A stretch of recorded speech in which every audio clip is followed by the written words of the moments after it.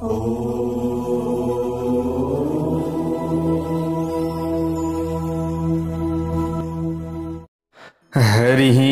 ओम स्वस्ति श्री गणेशाय नमः। ओम नमो भगवते वासुदेवाय। ओम शान्ताकारं भुजगशयनं पद्मनाभं सुरेशं विश्वाधारं गगनसदृशं मेघवर्णं शुभांगं लक्ष्मीकान्तं कमलनयनं योगिभिर्ध्यानगम्यं वन्दे विष्णुं भवभयहरं सर्वलोकैकनाथं। नारायणं नमस्कृत्य नरं चैव नरोत्तमं देवीं सरस्वतीं व्यासं ततो जयमुदीरयेत्। जय श्री हरि, जय श्री राधे।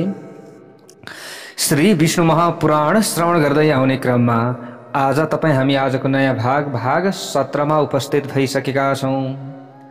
प्यारा भक्त भागवतहरू, हामीले श्री विष्णु महापुराणलाई श्रद्धा भक्ति विश्वासका साथमा यदि श्रवण गर्दछौं भने भगवान श्रीहरि नारायणको कृपा हामीलाई अवश्यमेव प्राप्त हुन्छ भनेर बताइएको छ। त्यसै कारणले हामीले श्रद्धा साथ विश्वास साथ श्री भगवान उनै नारायण प्रभुका गुणानुवाद आदिलाई गाउँदै अगाडि बढौं त, श्रवण गर्दै अगाडि बढौं त पक्कै पनि उहाँको कृपा हामीलाई मिल्नेछ। सबैभन्दा अगाडि भगवानको जयकारा लगाऊ। वैकुण्ठवासी श्री नारायण भगवानको जय होस्। हामीले यहाँ कथा सुन्दै थियौं। प्रियव्रत राजाका जति पनि सन्ततिहरू छन् उनीहरूलाई विभिन्न यहाँ स्थान आदिको विभाजन गरिएको छ र राजा बनाइएको छ। यसरी यहाँ पराशर ऋषिले मैत्रेयजीलाई यो कथा श्रवण गराउँदै हुनुहुन्छ। हामीले पनि यथाशक्ति हजुरहरू समक्षमा कथा राखिरहेका छौं। यहाँ भन्नुहुन्छ अगाडि गएर जुन वर्ष श्रृंगवान पर्वतको उत्तरतर्फ अवस्थित रहेको छ त्यस वर्षको अधिपति कुरुलाई बनाइदिनु भयो। यस्तै प्रकारले अगाडि गएर जुन वर्ष मेरु पर्वतको पूर्वमा अवस्थित रहेको छ त्यो वर्षको अधिपति भद्राश्वलाई बनाइदिनु भयो। हे मेरो भगवान, अगाडि गएर भन्नुहुन्छ केतुमालाई गन्धमादन वर्षको अधिपति बनाइदिनु भयो। यस्तै प्रकारले राजा आग्नेन्द्रले आफ्ना पुत्रहरूलाई यी सम्पूर्ण वर्षहरू न्यायोचित रूपमा बाँडिदिनु भएको छ। प्यारा भक्त भागवतहरू, सबै आफ्ना पुत्रहरूलाई बाँडिदिनु भयो। अगाडि गएर यहाँ पराशर ऋषि भन्नुहुन्छ हे मैत्रेय, यस प्रकार आफ्ना पुत्रहरूलाई यी वर्षहरूको अधिपति बनाएर उनीहरूको राज्याभिषेक गरिदिएपछि उनी तपस्या गर्नका लागि शालग्राम नाम भएको अत्यन्त पवित्र क्षेत्रतर्फ प्रस्थान गर्नुभयो। हे मुनि श्रेष्ठ, किम पुरुष आदि जुन 8वटा पर्वतहरू रहेका छन् तिनीहरूमा सुखका सामग्रीहरूको बाहुल्य रहेको छ। तिनीहरूको प्राप्तिका लागि कुनै किसिमको प्रयत्न गरिरहन आवश्यक छैन। यसरी बताइएको छ। प्यारा भक्त भागवतहरू, तेषां स्वाभाविकी सिद्धि सुख प्राय ह्ययत्नतः, किनकि सम्पूर्ण विषय सुखको भोग स्वतः प्राप्त हुन्छ। हे मेरो भगवान, यसरी अगाडि गएर बताउँदै जाने क्रममा तिनीहरूमा कुनै किसिमको जो विपर्यय अथवा विपर्यय भनौं अर्थात सुख वा अकाल मृत्यु र वृद्धावस्था आदि तथा मृत्यु आदि केहीको पनि भय यानी कि डर रहँदैन र धर्म अर्थ अथवा उत्तम अधम र मध्यम आदिको भेद पनि रहँदैन। ती 8वटा पर्वतहरूमा कहिल्यै कुनै किसिमको योग परिवर्तन पनि हुँदैन। महात्मा नाभिको हिम नाम भएको वर्ष थियो भने उनकी मेरुदेवी नाम भएकी पत्नीबाट अत्याधिक कान्तिबाट सम्पन्न ऋषभ नाम भएका पुत्र जन्मिए। ऋषभका 100 पुत्रहरू भएका थिए। यिनै ऋषभ जो हुनुहुन्छ, ऋषभलाई भगवान श्रीहरि नारायणको अवतार पनि मानिन्छ। बोलौं ऋषभ भगवानको जय होस्। जसबाट सबैभन्दा जेठा भरत थिए। ती यशस्वी पृथ्वीपति ऋषभदेवले अत्यन्त न्यायिक रूपमा राज्यको सञ्चालन गर्नुभएको थियो। अनेकौं प्रकारका यज्ञहरूको अनुष्ठान सम्पन्न गरिसकेपछि आफ्ना अत्यन्त शालीन र पराक्रमी पुत्र भरतलाई राज्यको सम्पूर्ण कार्यभार सुम्पिनुभयो। कसले? ऋषभदेवले। यसरी कार्यभार सुम्पिँदै उहाँको कसको? भरतजीको राज्याभिषेक गरिदिएर त्यस पछाडि जो ऋषभदेव हुनुहुन्छ उहाँ तपस्या गर्नका लागि पुलस्त्य ऋषिको आश्रमतर्फ जानुभयो। ती धर्मात्मा महाराज ऋषभदेवले त्यहाँ पनि वानप्रस्थको विधि अनुसार रहँदै विनयपूर्वक तपस्या गर्नुभयो। वानप्रस्थाश्रमको विधान अनुसारका यज्ञ यज्ञादि कर्महरूको अनुष्ठान उहाँले गर्न लाग्नुभयो। त्यो तपस्याका कारणले गर्दा उहाँको शरीर सुकेर अत्यन्त कृश अर्थात दुब्लो पातल भयो। उनका शरीरमा भएका सम्पूर्ण नसाहरू स्पष्ट रूपमा देखिन थाले। अन्तमा आफ्नो मुखमा ढुङ्गाको कचौरा राखेर उनले नग्न अवस्थामा महाप्रस्थान गर्नुभयो। कसले? ऋषभदेवले। अर्थात प्राण त्याग गर्नुभयो भन्ने कथा यहाँनिर छ। पिता ऋषभदेवले वानप्रस्थाश्रममा जाँदाका समयमा आफ्नो राज्य भरतजीलाई दिनुभएको थियो। यसकारण त्यस समयदेखि नै यो हिम पर्व यस लोकमा भारतवर्षका नामबाट प्रसिद्ध हुन गयो। भरतका सुमति नाम भएका अत्यन्त धार्मिक पुत्र भए पछाडि गएर पिता अर्थात भरतले यज्ञ यज्ञादिको अनुष्ठान पूर्वक रूप जो अनुष्ठान पूर्वक यज्ञ यज्ञादिलाई मजाले अनुष्ठान पूर्वक गर्नुहुन्थ्यो र गर्नुभयो। पूर्ण रूपमा राज्यबाट प्राप्त हुने सुख भोग गरिसकेपछि त्यस पछाडि त्यो राज्य आफ्ना पुत्र सुमतिलाई सुम्पिनु भयो। भरतजीले पनि सुम्पिनु भयो। प्यारा भक्त भागवतहरु, हे महामुनि, महाराज भरतले राज्यको सम्पूर्ण कार्यभार आफ्ना पुत्रलाई सुम्पिदिसकेपछि पूर्ण रूपमा योगाभ्यासमा लाग्दै अन्तमा शालग्राम क्षेत्रमा आफ्नो प्राण त्याग गरिदिनु भयो। फेरि यस्तै प्रकारले जो भरतजी हुनुहुन्थ्यो, भरतजीले अर्थात महाराज भरतले योगीहरूको अत्यन्त पवित्र कुलमा ब्राह्मणको स्वरूपमा जन्म लिनु भएको छ। विस्तृत रूपमा त हामीले श्रीमद् भागवत महापुराणमा यो कथा श्रवण गरेका छौं। प्यारा भक्त भागवतहरु भन्नुहुन्छ अगाडि गएर, हे मैत्रेय, उनको त्यो चरित्रका विषयमा फेरि म बताउँदैछु भनेर भन्नुहुन्छ। त्यस पछाडि सुमतिको जो तेज अर्थात वीर्य तेजबाट इन्द्रद्युम्नको जन्म हुन गयो। इन्द्रद्युम्नबाट परमेष्ठी र परमेष्ठीका पुत्र प्रतिहार जन्मिए।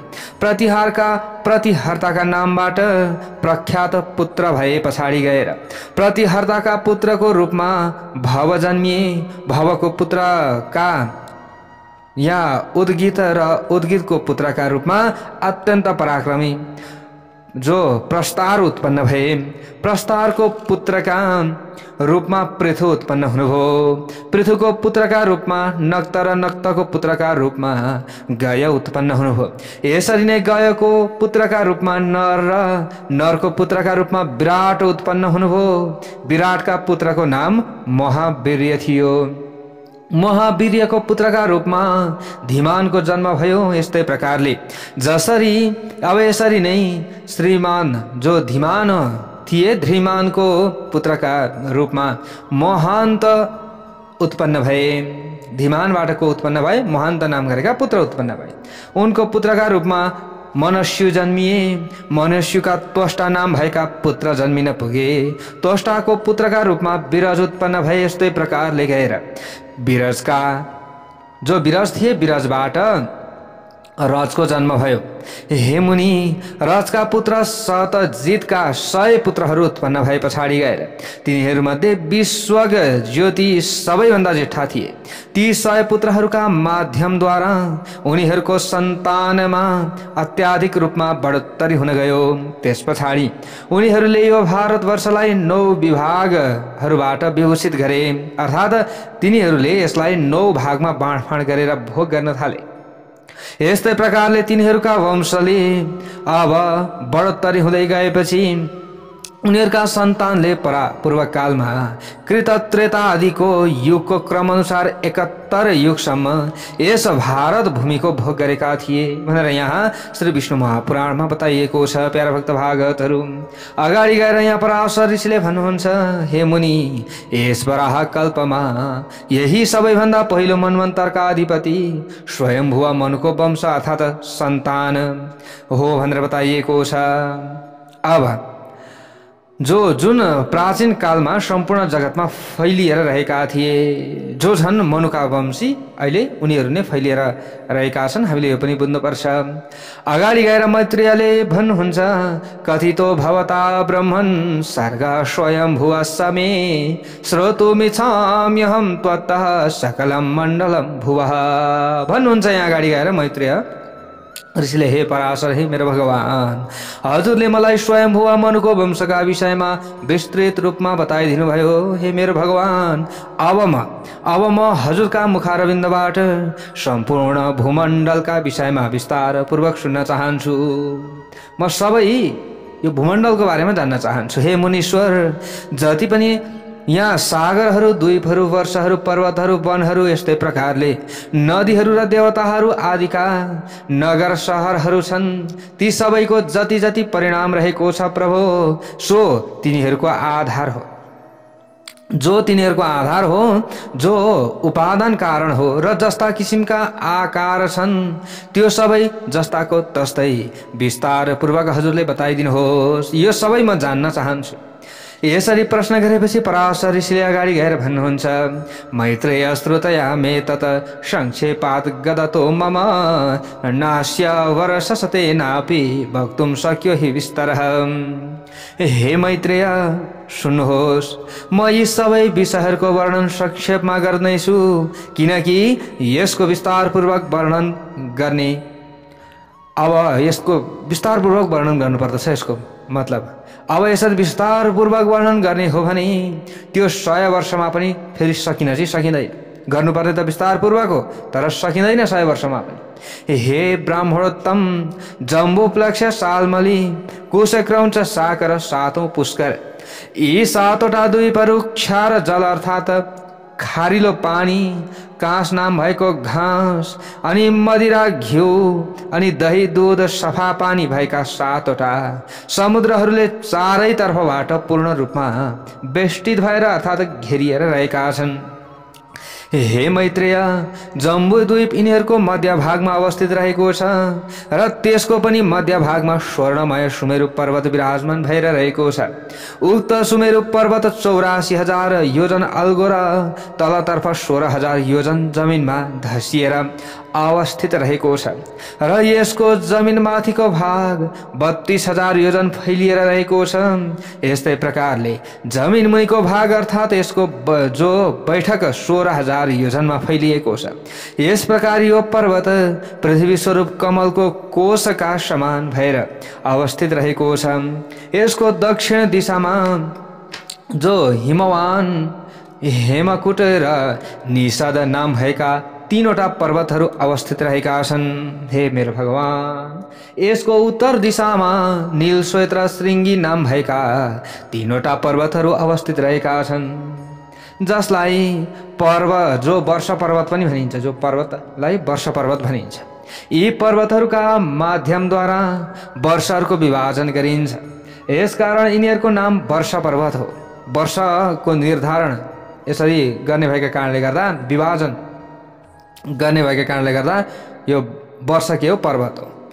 अब यस्तै प्रकारले तिनीहरूका बीचमा निषद र नील नाम भएका 2वटा पर्वतहरू 1-1 लाख योजनमा फैलिएर रहेका छन्। हे मेरो भगवान, यिनका अतिरिक्त अन्य पर्वतहरू 10-10 हजार योजन कम भएका छन्, अर्थात् हेमकुट र श्वेत 90 हजार योजन भएको क्षेत्रमा फैलिएका छन्। हिमवान एवं श्रृङ्गी 80 हजार जो 80 हजार योजन भएको क्षेत्रमा फैलिएर रहेका छन्। यी सबै 2-2 हजार योजन अल्गा र अति नै योजन चौडा भएका छन्। हे ब्राह्मण श्रेष्ठ, सुमेरु पर्वतको दक्षिणतर्फ सबैभन्दा पहिले भारतवर्ष रहेको छ, त्यसपछि अर्को किमपुरुष वर्ष रहेको छ। यस्तै प्रकारले तेस्रोमा हरिवर्ष रहेको छ भने यसरी नै सुमेरु पर्वतका उत्तर भागमा सबैभन्दा पहिले रम्यक वर्ष रहेको छ। त्यसपछि दोस्रो स्थानमा हिरणमय वर्ष रहेको छ। यस्तै प्रकारले त्यस पछाडि कुरु वर्ष रहेको छ भने जुन द्वीप मण्डलको सिमानामा भएकाले भारतवर्षका समान अर्थात् धनुषका आकारको रहेको छ।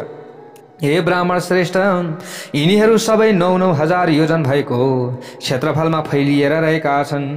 यिनीहरूको मध्य भागमा अर्थात् ठिक बीचमा इलावृत वर्ष रहेको छ, जसमा सुवर्णमय सुमेरु पर्वत अवस्थित रहेको छ। हे यशस्वी, यो इलावृत पर्वत सुमेरु पर्वतको चारै दिशामा 9-9 हजार योजनका हिसाबले फैलिएर रहेको छ। यसको चारैतिर 4 वटा पर्वतहरू अवस्थित रहेका छन्, 10-10 हजार योजन अल्गा। यी 4 वटै पर्वतहरू सुमेरु पर्वतका चारैतर्फ बनाइएका पिलर खम्बाहरू हुन्, किनकि यिनीहरूको सहारा नपाए माथितिर अत्यन्त फैलिएको तल फेदमा साँगुरिएको सुमेरु पर्वत ढल्ने सम्भावना रहेको छ। त्यसैले यो आधार त चाहियो, त्यो आधार छ। यिनीहरूमध्ये पूर्वमा मन्दराचल पर्वत, दक्षिणमा गन्धमादन पर्वत, पश्चिममा विपुल पर्वत, उत्तरमा सुपार्श्व पर्वत रहेका छन्। यस सुमेरु पर्वतका टुप्पामा रहेका ध्वजाका समान क्रमबद्ध रूपमा 11-11 हजार योजन उचाइ भएका कदम अर्थात् कदम, जम्बू अर्थात् जामुनु, पिपल र वट अर्थात् वरका वृक्षहरू रहेका छन्। हे महामुनि, यिनीहरूमध्ये जम्बूको अर्थात् जामुनाको रुखका नामबाट यस द्वीपको नाम जम्बू द्वीप भएको हो। के भएको रहेछ? जम्बू द्वीपे भन्छौँ नि हामीले सङ्कल्पमा, होइन? यो जम्बू द्वीप कसरी नाम रहेको रहेछ त भन्ने कुरा हामीले यहाँबाट बुझ्यौँ। त्यसको फल महान गजराजका समान ठुलो ठुलो हुन्छ। जब त्यो फल पर्वतमा झर्दछ तब त्यो फुटेर त्यसको रस सबैतिर फैलिन पुग्दछ। त्यहाँ त्यो जम्बू फलको रसबाट निक्लिएको जम्बूका नामबाट प्रख्यात भएको नदी बग्दछ। त्यसको पानी त्यसका अगल बगलमा बस्ने मनुष्य आदि सबैले पिउँदछन्। त्यस पवित्र नदीको पानी पिएका कारणले गर्दा अत्यन्त शुद्ध अन्तःकरण भएका त्यहाँका निवासीहरूमा पसिना, दुर्गन्ध, वृद्धावस्था, इन्द्रियहरूको विनाश जस्ता विकारहरू रहेका हुँदैनन्। त्यस नदीका किनारमा रहेको मृत्तिका अर्थात् माटो त्यसमा बगेको रसबाट सिंचित भएर मन्द मन्द हावाबाट सुकिसकेपछि अब जाम्बू नद नाम भएको सुवर्ण बन्दछ, जुन सिद्ध पुरुषहरूको आभूषण अर्थात् गरगहना हो। सुमेरु पर्वतको पूर्व भागमा भाद्राश्व वर्ष र पश्चिममा केतु माल वर्ष पर्दछ।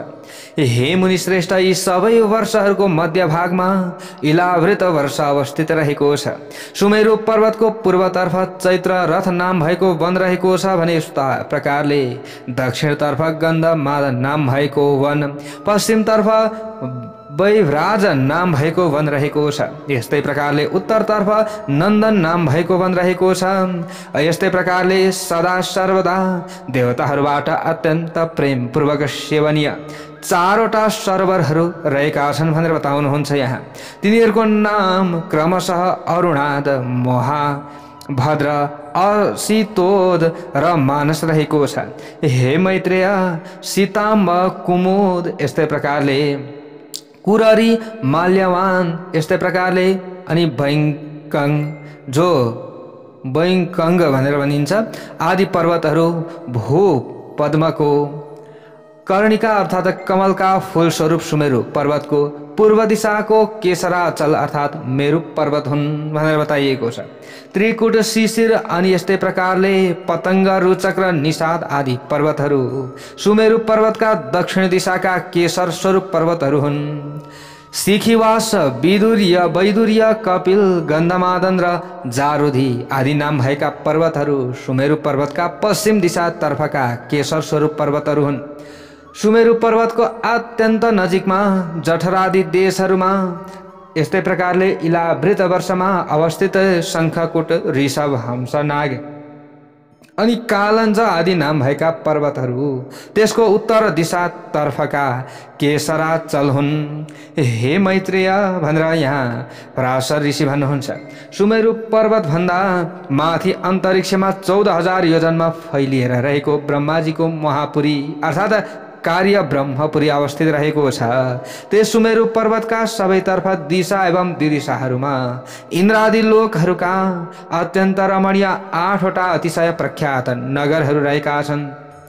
भगवान श्री विष्णुका चरण कमलबाट उत्पन्न भएकी गङ्गाजी चन्द्रमण्डललाई चारैतर्फबाट पूर्ण रूपमा ढाकेर स्वर्गलोकबाट कार्य ब्रह्मपुरीमा झर्दछिन् अर्थात् स्वर्गको बाटो भएर आउँछिन्। त्यहाँ झरेर एकत्रित भइसकेपछि ती गङ्गाजी सीता, अलका, नन्दा, चक्षु र भद्रा यी 4वटा नाम स्वरूपमा विभाजित भएर चारै दिशातर्फ वहन अर्थात् बग्न थाल्दछिन्। तिनीहरूमध्ये सीता नाम स्वरूपा गङ्गाजी पूर्वतर्फ आकाश मार्गबाट एक पर्वतबाट अर्को पर्वतमा जाँदै अन्तमा पूर्व दिशामा अवस्थित रहेको भद्राश्व वर्षलाई पार गरेर समुद्रमा विलीन हुन्छन् अर्थात् आफ्नो नाम रूप सहित समाहित हुन्छन्। नाम रूप केही पनि रहँदैन। यसरी नै हे महामुनि, अलकनन्दा नाम स्वरूपा गङ्गाजी दक्षिण दिशातर्फ रहेको भारतवर्षमा आउँछिन्। त्यहाँ आएपछि 7 भागहरूमा विभाजित भएर अन्तमा आफ्नो नाम स्वरूप सहित समुद्रमा समाहित हुन पुग्दछिन्। चक्षु नाम स्वरूपा गङ्गाजी पश्चिम दिशातर्फ रहेका सम्पूर्ण पर्वतहरूलाई पार गर्दै पश्चिम दिशामा अवस्थित केतुमाल नाम भएको वर्षमा वहँदै अर्थात् बग्दै अन्तमा आफ्नो नाम स्वरूप सहित सागरमा समाहित हुन पुग्दछिन्। यसरी नै हे महामुनि, भद्रा नाम स्वरूप गङ्गाजी उत्तर दिशामा रहेका सम्पूर्ण पर्वतहरूलाई छिचोल्दै उत्तर दिशामा अवस्थित कुरु वर्षलाई पार गरेर आफ्नो नाम स्वरूप सहित उत्तरी महासागरमा समाहित हुन पुग्दछिन्। माल्यवान पर्वत र गन्धमादन पर्वत उत्तर र दक्षिणतर्फ फैलिएर रहेका छन्। यिनीहरू उत्तरमा नीलाचल पर्वतबाट आरम्भ भएर दक्षिणमा निषद पर्वतसम्म तानिएका छन्। ती दुवैको मध्य भागमा कर्णिकाकार अर्थात् कमलको आकारमा सुमेरु पर्वत अवस्थित रहेको छ। हे मैत्रेय, मर्यादा स्वरूप रहेका पर्वतहरूको बाहिरी भागमा अवस्थित रहेका भारत, केतुमाल, भद्राश्व र कुरु वर्षहरू यस लोक पद्म अर्थात् लोक भनेको संसार अनि लोक संसार प्लस पद्म कमलको बोट वा कमलका पातहरूका समान रहेका छन् भनेर बताइएको छ। अब जठर र देवकुट नाम भएका यी 2वटा पर्वतहरू मर्यादा स्वरूप रहेका छन् भने जुन उत्तरमा नीलाचल पर्वतदेखि दक्षिणतर्फ निषद पर्वतसम्म विस्तारित रूपमा फैलिएर रहेका छन्। गन्धमादन पर्वत र कैलाश पर्वत पूर्व दिश पश्चिम दिशामा विस्तारित रूपमा फैलिएर रहेका छन्। जुन पर्वतहरूले 80,000 योजन भएको क्षेत्रफल ओगटेका छन् र यी समुद्रको गर्भाशयमा रहेका छन् अर्थात् समुद्रभित्र अवस्थित छन्। पूर्व दिशाका जसरी नै सुमेरु पर्वतको पश्चिम भागमा पनि निषद पर्वत र पारिपात्र पर्वत नाम भएका 2वटा मर्यादा पर्वतहरू अवस्थित छन्। सुमेरु पर्वतको उत्तर दिशातर्फ त्रिभृङ्ग पर्वत र जारुदी पर्वत नाम भएका नाम भएका 2वटा वर्ष पर्वहरू अवस्थित रहेका छन्। यी दुवै पूर्व र पश्चिम दिशातर्फ फैलिँदै समुद्रको गर्भमा अर्थात् समुद्रभित्र अवस्थित रहेका छन्। हे मुनीश्वर, यस किसिमले यहाँ तपाईसँग जठरादि नाम भएको मर्यादा पर्वतहरूका विषयमा विस्तार पूर्वक वर्णन गरिसके। तिनीहरूमध्ये दुई दुईवटाका हिसाबले ती सबै सुमेरु पर्वतका चारै दिशामा अवस्थित रहेका छन्। हे मेरो भगवान, हे मुनि, सुमेरु पर्वतका चारै दिशातर्फ अवस्थित रहेका सितान्त आदि केसर पर्वतहरूका विषयमा अब म तपाईलाई विस्तार पूर्वक अगाडि बताएको थिएँ। अघि मैले तिनीहरूमध्ये मध्य भागमा सिद्ध र चारणहरूबाट सेवित अर्थात् आराधना गरिएका अत्यन्त रमणीय सुन्दर गुफाहरू रहेका छन्। हे मुनि सत्तम, ती गुफाहरूमा अत्यन्त मनमोहक अनि यस्तै प्रकारले सुन्दर नगरहरू उपवनहरू रहेका छन्। तिनीहरूमा गुफाहरूमा लक्ष्मी, विष्णु, अग्नि, सूर्य देवताहरूका अत्यन्त सुन्दर मन्दिरहरू रहेका छन्, जसमा निरन्तर रूपमा श्रेष्ठ किन्नरहरू आराधना गर्ने गर्दछन्। ती अत्यन्त मनमोहक पर्वतमा रहेका गुफाहरूमा दिनरात गन्धर्व, यक्ष, राक्षस, दैत्य र दानवहरूले अत्यन्त आनन्दित भएर क्रीडा अर्थात् आमोद प्रमोद गर्ने गर्दछन्। हे महामुनि, यी सम्पूर्ण स्थानहरूलाई भौम अर्थात् पृथ्वी लोकको स्वर्ग बताइएको छ। यस किसिमका स्थानमा धर्मयुक्त आचरण भएका बुद्धिमान पुरुषहरूले निवास गर्दछन्। पाप कर्म गर्नेहरू यस पवित्र स्थानमा कहिल्यै जान सक्दैनन्। पाप कर्म गर्नेहरू यहाँ जान सक्दैनन्। हे ब्राह्मण श्रेष्ठ, भगवान श्री विष्णुले भद्राश्व पर्वमा हयग्रीव अवतारको स्वरूपमा, केतुमाल वर्षमा वराह स्वरूपमा र भारतवर्षमा कुर्म स्वरूपमा निवास गर्नुभएको छ। उहाँले हयग्रीव अवतार धारण गरेर मधुकैटभ जो दानवको संहार गर्नुभएको थियो भनेर यसै श्री विष्णु महापुराणमा बताइएको छ। अनि उहाँ जनार्दन भगवान श्री गोविन्द कुरु वर्षमा मत्स्य स्वरूपबाट र सम्पूर्ण चराचर स्वरूप सर्वव्यापक श्रीहरि विश्व स्वरूप धारण गरेर सर्वत्र विराजमान भएर रहनुभएको छ। हे मैत्रेय, उहाँ सम्पूर्ण प्राणी मात्रको आत्मा र सबैको परम आधार स्वरूप हुनुहुन्छ। हे महामुनि, किम पुरुष आदि 8वटा वर्षहरू रहेका छन्। तिनीहरूमा शोक अर्थात् चिन्ता, परिश्रम, उद्वेग अर्थात् रिस, राग, क्षुधा अर्थात् भोग प्यास आदिको भय कहिल्यै पनि रहँदैन। त्यहाँका प्रजाहरू पूर्ण रूपमा स्वस्थ, कुनै किसिमको आतंकबाट पीडित नभएका र सबै प्रकारका दुःखहरूबाट रक्षित भएर रहेका छन्। त्यहाँका मनुष्यहरू 10-12,000 जस्तै 10-12,000 वर्षसम्मको स्थिर आयु भएका हुन्छन् कि 10 कि 12,000। तिनीहरूमा आकाशबाट कहिले पनि पानी वर्षाउँदैन अर्थात् वर्षा हुँदैन। त्यहाँ केवल पार्थिव अर्थात् पृथ्वीमा भएको जल मात्र उपलब्ध हुन्छ। ती स्थानहरूमा कृत त्रेतादि युगहरूको कल्पना पनि हुँदैन। हे उत्तम ब्राह्मण, यी सबै वर्षहरूमा 7-7वटा कुल पर्वतहरू रहेका छन् र तिनीहरूबाट 100 करोडौं नदीहरू निस्किएका छन् भनेर यहाँ पराशर ऋषिले मैत्रेयजीलाई बताउनुहुन्छ। अगाडि गएर भन्नुहुन्छ, उत्तरम यत् समुद्रस्य हिमाद्रेशैव दक्षिणम वर्षम तद् भारतम नाम भारती यत्र सन्ततिः भन्नुहुन्छ। हे मेरो भगवान, हे मैत्रेय, जुन देश हिमालयदेखि दक्षिण समुद्रदेखि उत्तरतर्फ अवस्थित रहेको छ त्यस देशलाई भारतवर्ष भनिन्छ। जुन देश हिमालयदेखि दक्षिण समुद्रदेखि उत्तरतर्फ अवस्थित रहेको छ यसैलाई भारतवर्ष भनिन्छ। भारतवर्ष भनेको सिर्फ भारतको यो नाम मात्रै होइन, हामीले यो बुझ्नु पर्यो। त्यसमा राजा भरतका सन्तानले बसोबास गरेका छन्। हे महामुनि, यसको क्षेत्रफल 9000 योजन रहेको छ। यो देश वा क्षेत्र स्वर्ग र अपवर्ग अर्थात् मोक्ष प्राप्ति गर्न चाहनेहरूका लागि अत्यन्त उत्तम कर्मभूमि हो। यो हाम्रो भारतवर्ष भनेको के हो? कर्मभूमि हो। यस क्षेत्रमा महेन्द्र, मलय र शय्य अनि सुक्तिमान, ऋक्ष, विन्ध्याचल, पारिपात्र नाम भएका 7वटा कुल पर्वतहरू अवस्थित रहेका छन्। हे मुनि, यसै क्षेत्रमा शुभ आचरण र कर्म गर्नाले मनुष्यहरूले स्वर्गलोक वा मोक्ष प्राप्त गर्न सक्दछन् भनेर बताइएको छ।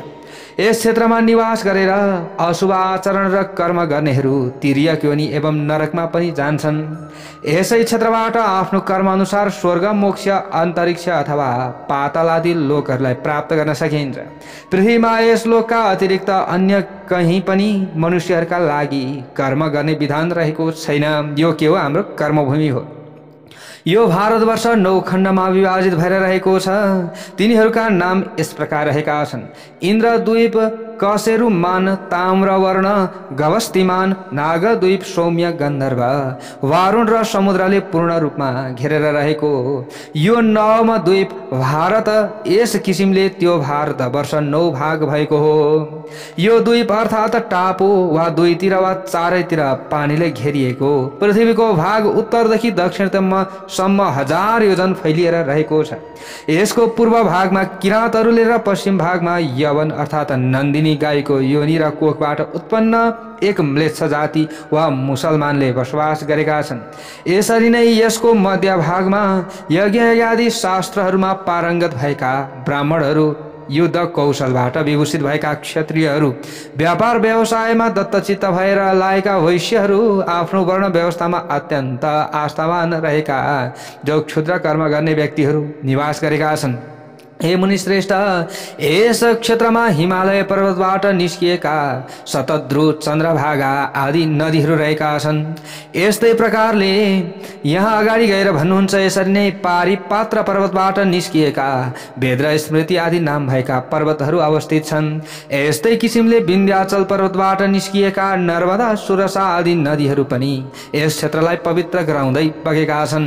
यस्तै प्रकारले यसै क्षेत्रमा तापी अर्थात् यमुना वा सूर्यपुत्री जुन नदी रूप भएकी छन्, पयोष्णी अर्थात पुराण अनुसार सृष्टिको आरम्भमा ब्रह्माजीले यज्ञ गर्दा प्रणिता पात्रको तातो जलबाट उत्पन्न भएकाले पयोष्णी नाम रहेको विन्ध्याचलबाट निस्केर दक्षिण त्रिकुटको तलतिर बग्दै गोदावरीमा मिल्ने नदी, जसलाई आज पोइन गङ्गा भनेर भनिन्छ, एवं निर्विन्ध्या आदि नदीहरू भएका छन्। यसरी नै गोदावरी अर्थात् पुराणहरू अनुसार गोदावरीका वशिष्ठा, कौशिकी, वृद्ध, गौतमी, भारद्वाजी, आत्रेयी र तुल्य यी 7 धाराहरू छन्। गोदावरीमा अरुणा, वरुणा, सरस्वती, गायत्री, सावित्री, श्रद्धा आदि कयौं नदीहरू मिल्दछन्। शिवको कृपाले गौतम ऋषिले पृथ्वीमा ल्याएकाले यिनलाई गौतमी पनि भनिन्छ। रामको पञ्चवटी नामको स्थान पनि यसैको किनारमा रहेको छ।